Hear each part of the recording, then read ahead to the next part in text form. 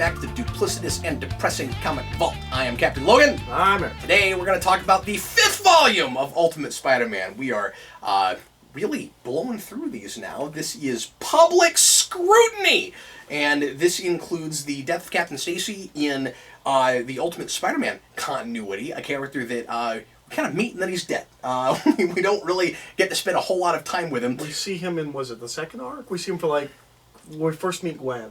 Yeah. Or no, was it last arc? I forget where it is. Wherever Gwen shows up at Peter's place. And then that was last time. That was last arc. Okay. Yeah. Yeah, because we're that. steadily building to a boil with Mary Jane being upset that she's always over there and all of that, and Peter's just trying to help with Gwen's seemingly awful home life, and we don't know what exactly is going on. And then here that's all revealed, where we find out that her parents weren't getting along, and her mother, for whatever reason, has skipped out of town and is not talking to either of them. And even after Captain Stacy dies, she still refuses to come back. And right before that, we have Aunt May almost immediately trying to move in on a man like the day his wife left him. That does happen. I reread that part a couple of times because I wasn't totally sure if I was reading between the lines and if the innuendo was real. But the innuendo was real, ladies and gentlemen. They immediately start talking about dating. And it's weird because she's talking about like moving on and like dating again. His wife literally just left him. And and I'm sorry, but I know this is a somewhat younger Aunt May, but he still looks 20 years younger than her. You think so? I kind of think so. Okay. No? I don't 10? think so. 10? He's younger than her. They look about the same age. No, he's certainly younger than her. Almost certainly. He's got white hair. Maybe I'm wrong. Bagley does have this thing where Whatever. sometimes I'm like, oh, they're old because they have white hair. Yeah. And then the big conflict with Peter in this, and the kind of more superhero supervillain stuff is there is a duplicate Spider-Man running around robbing banks and things and pretending to be the real Spider-Man, and of course, as always, J. Jonah Jameson wants to think that it's the real one and is forcing the paper to write it that way. It's the most traditional comic plot I think we've had thus far. I think that's it's like someone's running around dressed as Spider-Man committing crimes. Yeah, and like I don't want to call it a letdown. It's not what you would think it is, right? Like it's just a guy. I did tell you that last time. Because you asked who's a villain next time, I was like, well, there isn't a villain. It's just kind of a guy. Well, no, I know, but I'm just saying it's like it's not what you would think. No, and then that's also very Ditko. Ditko was very much about the like, no, you don't know this person. They're not all connected to you. It's just a guy. Yeah. He worked in the film industry. He's just a guy. And so, like all through this, for a couple of different reasons, Peter's having a Wolverine's rage. Yeah. Wolverine's revenge. Yeah, you're thinking of adamantium rage. I am thinking about adamantium rage. But yeah, and then all through this, for a couple different reasons, Peter's having a really difficult time first getting in costume, and then it even being a good idea for him to be in costume. Oh man, there's a line near the end of this that really got to me. What's that? You're gonna die in that stupid costume. Yeah. Spoilers, he is gonna die in that stupid costume. And that was Mary Jane. Yep, that's Mary Jane. Yep. Do you want to talk about the first issue first? Yeah, it's great. It's wonderful. It's a fun standalone thing. I mean, it's setting up some stuff, particularly with Gwen. Yeah. But it does read wonderfully by itself, and it's just 22 pages of Peter trying to get to a fight with the Rhino! Is this the first place where we get like a big robotic Rhino? Is that where that comes from? I believe so. I also think this might be the only time we ever see Ultimate Rhino. Oh, really? I don't think he ever comes back. He's in the video game. So maybe he's in that arc that's based on the video game. But he's not like a big we kept doing Mech Rhino after this and being like, well, we're just doing Ultimate Rhino. I think he's only in this issue. Ultimate Rhino's not a character. He shows up to be a plot device for Peter to have a hard time getting there. And he's more mechanical because it's Ultimate. And I love all the reasons he can't get there, because it all feels like really believable and realistic. Mm-hmm. Where like an Aunt May shows up and she's supposed to sit down and talk to him with his teacher, and that conversation was a little weird because I felt like we were all dancing around and not mentioning that his uncle died like 3 months ago. Oh, that's fair. They're like.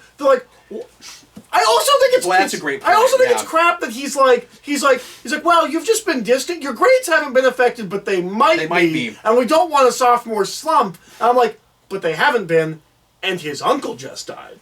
who basically is his father because he lives. If you with have him. nothing better to do, Yeah. but try to preempt kids from getting bad grades that are doing fine. Where he's like, I noticed you've been distracted lately. Yeah. It's like, yeah, no, it's weird that Peter, now, to be fair, he is, at the moment, distracted, and they Yes. make a big deal out of that, Yes. and they play it for comedy, because he needs to get there and stop the Rhino, who will ultimately be beaten by Iron Man. But he's like...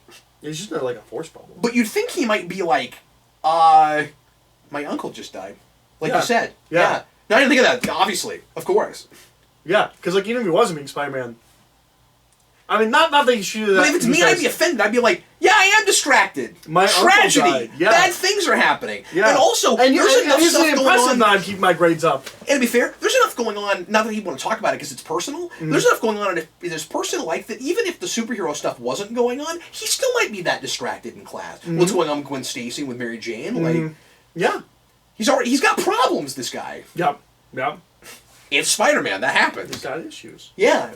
He's got issues. But anyway. But yeah, no, it's a good one on issue. I just think it's really funny. Yeah. Yeah. I enjoyed that immensely. We also have the Amazing Spider-Man thing where when he throws the football, and I'm like, I hate that stuff so much! I do not know. Yeah, he throws it really hard, and then he's got this smirk on his face like, yeah, look at me, I use my superpowers for, personal gain outside my costume. Yeah. But yeah, he throws the football really hard, and everybody's like, what? So, he's got that one. But yeah, that's kind of dumbing down, like, for lack of a better word, like NPC characters, right? Where it's like, well, these people are never going to matter again. It's that, well, it's a joke, it doesn't count kind of a rule. Yes, exactly. Which Amazing Spider-Man has in spades. Where it's spades. like, it's a joke, it doesn't count. He broke the bathroom. No, we'll never talk about that And what's annoying is, it should have learned its lesson from the Raimi film, because it does it too. Like, we already were doing that. Yeah. And you think that would be one of the first things you'd get away from. Don't do and that was with a football in Amazing. No, it's basketball. No, we do it with a football too. No, it's basketball because he's holding it. I'm not talking about that scene. Is there I'm talking about another point where it happens. Where he throws the football and it bends the goalpost. Oh yes, I forgot about that. Yeah, I forgot. That one bothers me more. Really? Yeah. Then breaking the back of the... Yes. Like he dunks the thing and shatters the... Yes, because that can happen. It's impossible to think that kid would be strong enough to do that, but at least you've seen backboards break before. Who in the world is strong enough to throw a football and it dents the goalpost? Anybody that saw that should be looking into this. That is X-Files stuff, man. That's true. No, they're maybe both equally wild and people should look into them, but I don't know. The goalpost, I couldn't believe they did both. Yeah. Anyways. I've already complained about that. We're not talking about Amazing Spider-Man. We're not. No, we're not. We're talking about Ultimate Spider-Man. We're not. But they both did it with a football. Yep. That's what I'm talking about. So that's all I'm saying. So there's a not Spider-Man. I do like that the not Spider-Man is drawn differently. Yeah, he's got like a different demeanor. Now, did you have what I had? I don't buy the musculature on that guy when we see what he looks like. Like when he looks like Rorschach. When we take his mask, when we take his mask off and you see his face, he looks like a nerdy guy. He does. I'm not saying that like a big masculine, muscular guy couldn't have like a nerdy face, but his face doesn't match the rest of his body. Like, yeah, he just doesn't. Look at that guy. Yeah. I mean, really? That guy's got all those muscles? No, he doesn't. Is I'm just a guy going too far? The fact that he says I'm just a guy. I think the problem with it is, and like, when he's suddenly being harassed by Spider-Man, and by harass I mean being beaten to a bloody pulp, because, of what he's done earlier. And I'm sorry, I read this like a couple days ago. Am I remembering this wrong? He is responsible for Captain Stacy's death, right? Yes. Okay, I'm just making sure that I'm remembering this correctly. So, like, I just mentioned that so that if people haven't read this, they understand why Peter's beating him to a bloody pulp.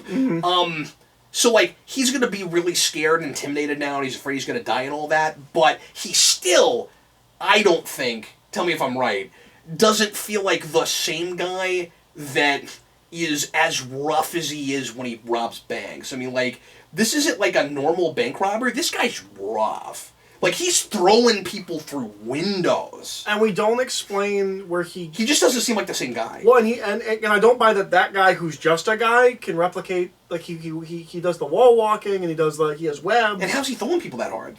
Yeah, I don't know. It feels retroactive. It feels like we decided at the end what he was. And, like, we didn't know until we get... Like, Bendis doesn't know till we get there. I think the villain thing is one of the weaker things about this. I agree. And, like, I like it while I'm reading it until we get there and he takes his mask off. And I'm like, I don't know if this all follows. I like the idea of it as the climax. Sure. But it doesn't match. I like that once he gets to this guy... He isn't a supervillain. Well, and when I said it's not what you'd think it is, that's not a criticism. I like that about it. I just don't think it's just a guy matches. See, what I think Bendis starts with it's just a guy, and goes, okay. But he's got to throw us off. How do I conceal his identity from Peter? How is it a reveal to Peter that he's just a guy? Well, normal. Like a typical comic book plot is that somebody dresses up like the hero. I'll do that. Yeah. And I don't have to explain it because it's a comic book, maybe. I'm not saying this way he's thinking, but I think that he starts from, we're going to reveal it's just a guy. And that's going to snap Peter out of it. Because I would think. Yeah, that's fair. But yet, I mean, like you said, he's also not either. Like, he's got all these skills. The thing that kills Captain Stacy is like a super adhesive bomb or something. Like, does it matter if he has superpowers? Like, if he was, like, an ex-SHIELD agent or something, Peter wouldn't think he's just a guy. Like, I don't even know why he's just a guy changes anything the more I'm thinking about it. Yeah. Like you said, on paper, it's kind of a good idea. Yeah, well, because I he's read not it, just a guy. Exactly. I read it wrong. At first, I thought he was a different person in the outfit. I thought I'm just a guy was like... like the mastermind. The real guy made somebody else wear the costume this time. Like, I was confused for about 2 pages. That's fair. So, like, for me, our first read, that reveal didn't even work. Mm-hmm. That's the weakest thing about it. I agree. I was just looking at something that I was going to comment on. Yeah. Oh, speaking of S.H.I.E.L.D., how do you feel about that? The S.H.I.E.L.D. fixes him? I didn't have a problem with it. Okay. I thought it was kind of fun that like he has this. Oh, I thought you were going to criticize it. No. I think it's kind of fun. I think we have to keep checking back in with Fury after the big "I will own you" speech, and I like that we are continuing. I hope this is a thread that continues through. And of course, Eric's read these and I've not. What I like about it is that is the idea that we might keep checking back in, where at the same time as Fury keeps doing nice and helpful things for Peter and makes it possible for him to do what he's doing, it's also ominous because Peter owes him something. And Peter clearly does not like that. And so that's consistent with what we had before. It's an arc that's continuing.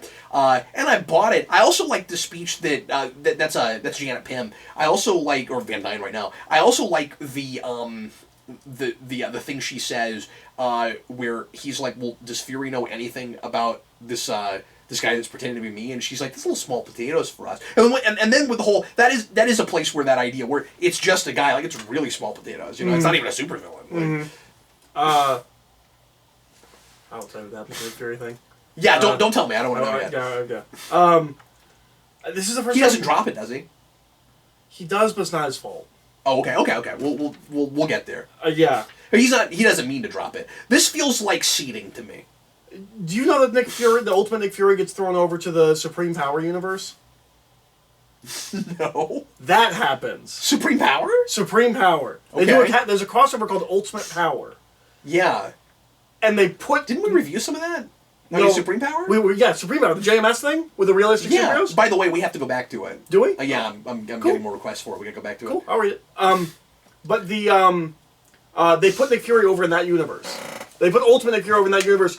So it's not Bendis' fault, but he has Nick Fury taken away from him, and we start kind of doing something different with him. Anyways. Or we start doing something different with S.H.I.E.L.D. Because he has to do something different. So in this we have the first time where Peter's really been injured and needs help. Yeah. Because of the hospital. Yep. He has to call Mary Jane. He needs someone else that he can call than a 16-year-old girl to by herself get a taxi and go into the city to go get him. That seems really dangerous. Like, regardless of resources, and like that's not like super easy to like get out of your house and like your parents don't find out of it. But like, it seems dangerous for him to ask her to do that. Yeah, no, that's true. But I also liked all of the logistics of that, where it was like, because at first, when she's like, we gotta go to the hospital, I was like, okay, you're gonna change his clothes, right? And then they do that, and then the doctor notices that there's no gunshot in the clothes. The doctor's like, well, that's weird. He changed clothes first. Like, I liked all the details and logistics of that. Yeah, no, and that feels very Bendis-y. We get yeah, because Bendis is all about like clues and forensics. So. Yeah. We get Gwen Stacy coming over again. Yeah. And now she's gonna live there. Now she's gonna live there. Yeah. And Mary Jane's not happy about that. Mary Jane's not happy about that.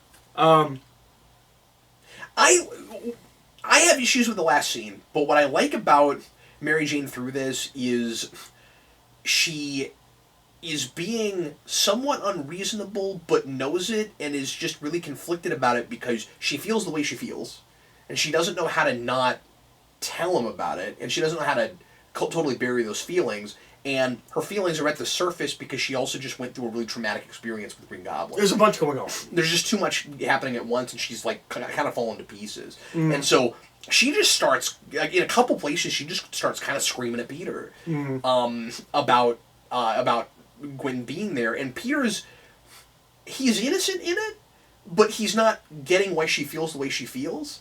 And he needs to be a little bit more sympathetic to it. Like, he should say at the same time, like, he's not totally right about the way he's handling it because he doesn't understand, he's confused. He's not doing anything wrong with Gwen, very clearly. And he's even like, nothing's going to happen with us. And But she's also right where she's like, why does she keep coming to you? Yeah, no, that's true. She clearly has a thing for you, she keeps going to you. Yeah, but from Peter's perspective, it's like, but I believe him when he says, I don't like her, I like you. Like, I believe that. I also believe that Peter Parker, up until 2 months ago, no woman ever looked at him ever. Yeah. Or at least if they did, he never noticed. And like, as, you know, as a heterosexual male, like, when you're that age, and even if you're not planning on pursuing anything beyond a platonic relationship with a girl, it's really hard not to do nice things for hot chicks. Sure. Right? Would you say, like, sure. like I also get where he's at, and that's, you know, but like, from his perspective, but he's also a human being. We're like, yeah, what's he gonna do? Not let her live at his house? Not help her? Yeah, and also, he has the out of, well, it's not even my decision. My Aunt May is like calling all the shots here. But he should, at the same time as he says this isn't my fault, also say, but I understand why you feel that way, and that's kind of, and he's completely blindsided. What he needs to say, but that he never says that. But I also think that tracks with, like, he's just so in his head. Yeah, that's not a criticism. Yeah. That's not a criticism of the writing. It's a criticism of the kid who needs to, like, you know, learn these things. Yeah. I think that all of her reasons make sense, at least compounded on top of each other. I don't think she's...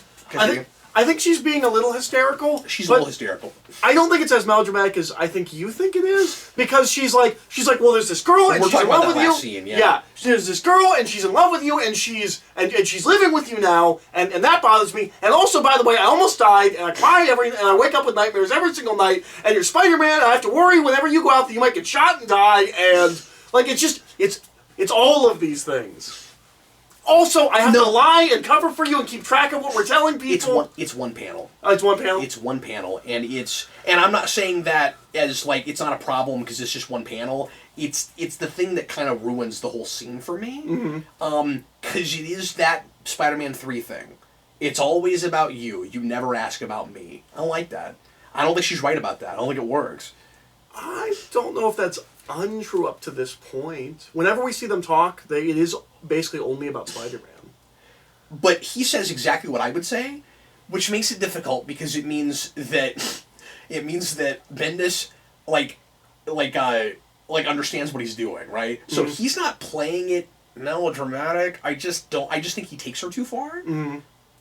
I mean, I think she is acting kind of melodramatic, but what I mean is he's not playing the other side of it that way, because Peter says, am I supposed to read your mind? Well, yeah, right? Like she's upset that he's not asking about things he couldn't possibly know. It's not just we never talk about me. It's that you should know this already. I mean, they do live next to each other, and they know each other their entire lives. The fact that their dad's kind of abusive and is cheating on their mom, that does seem like a thing that he would know. But, whatever. No, I see your point, and I don't disagree with it, but I do think... It's so typical, and here's the thing. Let me say this real quick, too. I wouldn't be even as annoyed about it if this came out last year. It's because of when it comes out. It's because freaking everything is doing that scene in 02 and 03. Mm-hmm. Yeah, but at least he actually says, am I supposed to read your mind? Yeah, so that's good. So, I mean, I'll give him that. Like, Bendis is writing it better than it's usually written. But it's also possible that, like, he is a teenager, he's not asking, and Peter Parker's a character, especially Ultimate Peter Parker, who's very in his own head. Yeah. And he's not asking about her, and he's not thinking about that, and he's, like, it could be a growing experience where he's like, oh yeah, maybe I should think about those kinds of things. Maybe not. But that's not what he does. He's just like, what was I supposed to do? Well, I mean, moving forward. Yeah, okay. And I'll see where it goes. I don't know if that does happen, but... Yeah. Because I've not read past... I have read the Venom... One of the only things I've read from this is the Venom arc right after this, but I don't... One of the things I'm not sure how you'll feel about is... Yeah. We do break up and make up a couple of times with Mary Jane and Peter. Do we? Yeah. Well... We'll see what that's like. Yeah. But, like, like with respect to Bendis, I think it was just that panel that irritated me. Can we talk about the death of Captain Stacy? Yeah. I think it's weird that Bendis made this big deal that he had to tell the origin of Spider-Man across 6 issues because you have to care about Uncle Ben before he dies. Because if you're going to retell that story, the only reason to tell it would make you care more about the actual death of Uncle Ben. Captain Stacy, as we mentioned before, we've seen like 2 times, and not only does he die in this without us knowing basically anything other than, I guess he's kind of a good guy. And he's a cop. And he's a cop, and he's Gwen's dad, those kinds of things. He dies in flashback. Yeah. That's a weird choice. I didn't like that. Now, where I would maybe argue with you slightly is the notion... Maybe we don't actually know Uncle Ben any more than we know him. That's not what I was going to say. It's not her story. No. She is a supporting character. The story's not called The Death of Captain Stacy, right? Like... No, you're right. Like, it's Peter Parker. Like the reason we need to know Uncle Ben better is because that informs everything Peter. About Peter. That's not true with Gwen, necessarily. She's informed much more by her mom leaving her and stuff. Now, we don't know her either. But I'm just saying, like, it's not her story, though, right? Like, no, that's fair. I guess I'm thinking about classic Spider-Man where, like, don't get me wrong, she is obviously friends with Captain Stacy. What I'm saying is dumb. She's obviously going to be informed by the death of her father, the fact that she loses both parents in completely different ways, and one of them carried like the same day and died. And and that was convenient. But whatever. So no, what I said is dumb. She will be informed by both of those things. I just think that, like, that's not as important as our spending the time we have with the relationship that she's building with Peter, right? Like. I'm assuming that that's going to have a lot to do with how she gets through it and stuff. Like, that matters more. I'm with you. It's odd that he's not there more than he is before he dies, but I wouldn't think that we would treat it like Uncle Ben. It almost feels... I mean, I don't know. In the Stanley comics, he's around. He and Peter are friends. Yeah. And I get that we're not doing that exactly. It almost feels like, to me, Bendis didn't know how to take the love triangle aspect and had to do this real quick. Because he didn't know how to keep doing Gwen and Mary. Like, it almost feels like... It's Raj. I have to do something with Gwen. Because he's dating Mary Jane. Something has to happen with Gwen. Well, and also take up for Bendis a little bit and saying, I don't completely understand why he's doing this, but I wasn't surprised by how little we saw in Captain Stacy because he's kept Gwen real close to the chest. Like we've treated everything about her family as a reveal. Like I think... In the same way as we're supposed to be in Peter's head, we're supposed to be closed off to Gwen. We're supposed to not know too much about her. So the only way we would have spent... Like, we never cut to her doing anything that's not around our major characters. Never happens, right? We there's never a scene where we cut to Gwen and she's off doing something. She's always with our characters. You're right. I think. That's consistent. That seems on purpose. So the only way we would have seen... Gwen the way Peter sees Gwen. That's exactly. It's from his eyes. And I think the entire supporting cast is that way. I think sometimes we cut to the bugle, like, before Peter enters a scene. Oh, that's true. It's always the lead-in. No, but I mean the supporting characters that he knows, that he's interacting with the most. No, you're right. I guess he is working at... Is he working the bugle right now? Yeah, he's working there. Yeah. It's in the story, yeah. Okay, so we do... Because he's there right as J. Jonah Jameson's like, and we're going to make it, we're going to talk about Spider-Man's a bad guy, and I knew this was going to happen. But we cut to adults, but we don't cut to kids, right? So, like, I think the only way that it would have made sense to spend more time with Captain Stacy would be if Peter did, and that's just not what Menace is doing with it. Yeah. No, and that's fair. I don't know. I'll take up for that a little bit. I don't think that's a problem. That's fair. Really? Except that, as I said, I don't completely understand maybe necessarily why we're as cut off from Gwen as we are, unless it is just we want to see everything from Peter's eyes. So maybe that's consistent. Maybe I think we're still early on enough. I don't know what my read is on that. So. We do get a diary entry from Mary Jane. Okay, never mind. That's how we know she has nightmares before she kills Peter. Okay, never mind. We do cut to other people outside of. Oh, we Peter. also get Jean DeWolf in this, and she's going to be important. My theory's dumb, but it is consistent with Gwen. So. Sure. We're definitely seeing Gwen through Peter's So I eyes. stand by. I don't totally know why we're doing. Gwen is an enigma, but she is an enigma to us, the reader, in the way that she is to Peter. But yeah, I don't know if you saw that Jean DeWolf's in this. Yes, I did. She is going to be a major character, and we're going to do very different things with her in the Ultimate Universe than we did in the normal universe. Remind me what we do with her in 616. That's a name I know, but I don't Okay, so she's, for a while, kind of Spider-Man's Gordon, but no one remembers that. Okay, yeah, that's the cop lady, right? Yes, okay, that's the cop lady. Yes, of course. So, but no one remembers that. What everyone remembers is that after she wasn't in Spider-Man books for like 5 years, Peter David killed her. Okay. She is most remembered at this point for the death of Jean DeWolf. She's a supporting character. She's like and Captain Stacy's also most remembered for the death of Captain That's Stacy. That's true. But no, Jean DeWolf is just Spider-Man's police contact friend. So she's like a Dan Turpin, right? Or the woman Maggie Sawyer. in Spider-Man the 90s series that's not her. Yeah. Yeah, and I don't know why we made that character up. I don't know why we didn't. That something could have just been Jean DeWolf. Yeah, that's fair. Other than I guess you'd be waiting for her to die. She is in Spectacular and probably would have died. Yeah, or they were just like trying to have a little bit more of a diverse cast because they intentionally made her Hispanic. Or no, black. True. She's black. She's black because she dates Blaine. Yeah.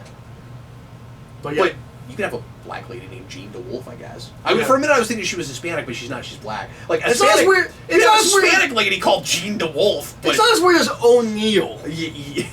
Yeah, no, I agree with that. DeWolf is not an Irish name. That was a really funny thing I saw on Twitter a lot right after that new Ninja Turtles show hit, where I saw specifically black folks writing like, I've never heard of a black person named O'Neill. But that was really. I've never funny. seen O'Neill without red hair. That was amusing. Anyway, anything else we need to talk about? No. I think this is. It's solid. It's not the best thing we've read so far. No. I think it's solid. I think it's kind of a mixed bag. I think it's good and bad. With the villain plot more than anything. Yeah. But it with the just a guy, and also when I saw it, I wanted that to be like his villain name. Like you have the burglar, and then you have the just a guy. I'd love in like a Lego Spider-Man, just a guy. It's just a figure. It's just Spider-Man but with like curly hair. It's just a guy. Yeah, he's not. And he's like he's drawn with all these muscles, but then he's got like this Rorschach head. Tiny head. Yeah. Yeah. But not like Rorschach without his mask. Just a guy. The end is nigh. I think we're doing something with that. You're onto something. Eric's always thinking. Yeah. Anyway, we're going to go on now on the omnibus to one more quick vault. Eric and I have some solo stuff to talk about. I'm talking about Bruce Wayne Fugitive. I'm going to talk, if I can remember stuff, because it's been a couple weeks since I read it, I'm going to talk a little bit about Morrison's Doom Patrol. And what I'm pretty much going to say is everybody should read Morrison's Doom Patrol. So I've reviewed that now. And also... I'm going to talk about 3 issues from Stanley. Some more Stanley Spider-Man, yeah. So stick around with us if you want to hear us talk about some more comic book stuff. And thanks a lot for watching. I am Captain Logan! And I am Eric. See you later, folks.